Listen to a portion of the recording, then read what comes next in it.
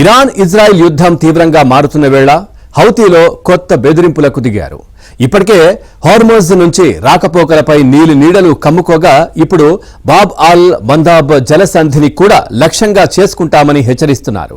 అదే జరిగితే ప్రపంచ చమురు సరఫరా రెండు వైపుల నుంచి నలిగిపోవడం ఖాయం.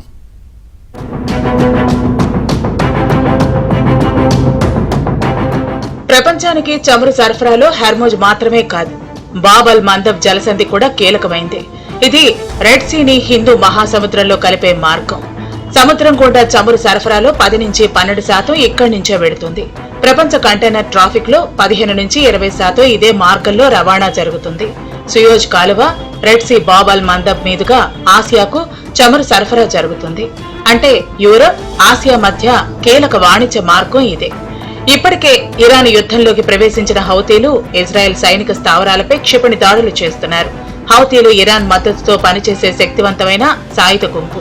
వీరు యెమెన్ పశ్చిమ తీర ప్రాంతాలను, ముఖ్యంగా రెడ్ సీకి ఆనుకుని ఉన్న ప్రాంతాలని నియంత్రిస్తున్నారు. ఇటీవల హౌతీలు ఇజ్రాయెల్ పై క్షిపణి దాడులు చేయడంతో యుద్ధం మరింత తీవ్రంగా మారింది. ఇప్పుడు తాము తలుచుకుంటే బాబ్ అల్ మందబ్ జలసంధిని మూసేస్తామని బెదిరింపులకు దిగుతున్నారు. అదే జరిగితే ప్రపంచమంతా ఇంధన సంక్షోభం తప్పనట్లే. హర్ముజ్, బాబ్ అల్ మందబ్ జలసంధుల్లో రాకపోకల్ని నిలిపివేస్తే ప్రపంచ చమురు సరఫరాలో 30 నుంచి 35% ఇరాన్ పట్టు పెరుగుతుంది. రెండు మూతపడితే ఇంధన ధరలు ఆకాశాన్ని అంటుతాయని అంతర్జాతీయ నిపుణులు ఆందోళన చెందుతున్నారు.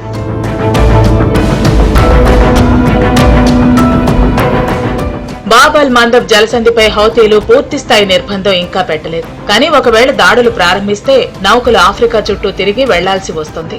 ప్రయాణం దూరం పెరిగితే సరుకు రవాణా ఖర్చులు భారీగా పెరుగుతాయి. దాంతో చమురు, ఆహార ధరలు పెరుగుతాయి. ఒక బ్యారెల్ చమురుపై $2 అదనపు రవాణా ఖర్చు పెరుగుతుంది.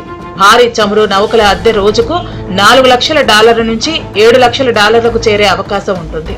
ఇప్పటికే బ్రెంట్ క్రూడ్ ధర $110 ఉండగా $150 నుంచి $200 పెరిగే అవకాశం ఉందని ఆందోళన వ్యక్తమవుతోంది.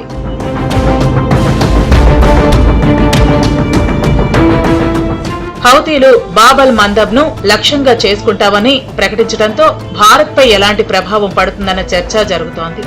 ఇండియా దిగుమతి చేసుకుంటున్న చమురులో 40 నుంచి 50% హర్ముజ్ ద్వారానే వస్తోంది.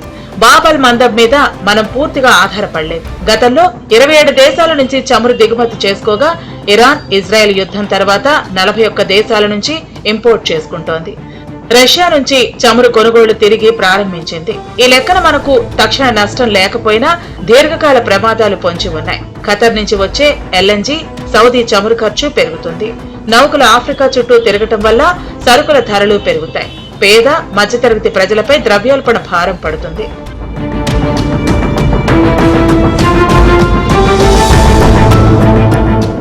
మొత్తానికి హర్మోజ్, బాబ్ అల్ మందబ్ జలసంధులు ప్రపంచ చమురు సరఫరాకు శ్వాసనాళాల లాంటివి. ఇప్పటికే హౌతీలు యుద్ధంలోకి రావడంతో ఇరాన్ కు సముద్ర మార్గాలపై పట్టు పెరిగింది. చిన్న అడ్డంకి వచ్చినా ప్రపంచ మార్కెట్లు వణికే పరిస్థితి వచ్చింది. ఈ తరుణంలో హౌతీలు 2 నౌకల్ని పేల్చేసినా సరే మొత్తం రెడ్ సీ వాణిజ్యం ఆగిపోతుంది. ఇంధన ధరలు ఆకాశాన్ని తాకుతాయని నిపుణులు విశ్లేషిస్తున్నారు.